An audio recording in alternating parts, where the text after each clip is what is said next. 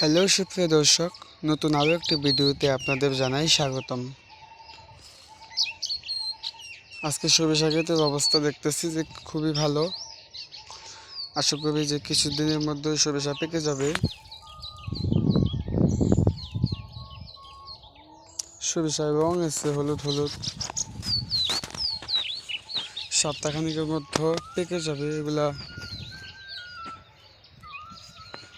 এই ক্ষেতের তুলনায় এই ক্ষেতের দিক একটু কাঁচা রয়েছে, এগুলো একটু পাকতে সময় লাগবে।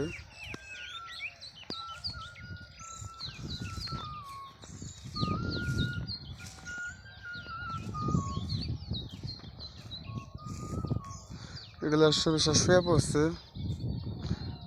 এগুলা খাবার পরে এগুলো শুয়ে পড়ছে একটা একটা।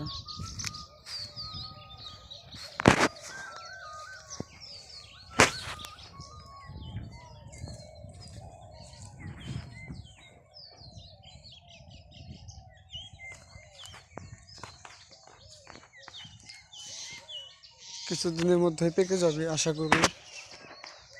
সবাইকে ধন্যবাদ ভিডিওটি এতক্ষণ কষ্ট করে দেখার জন্য। সবাইকে জানাই ধন্যবাদ।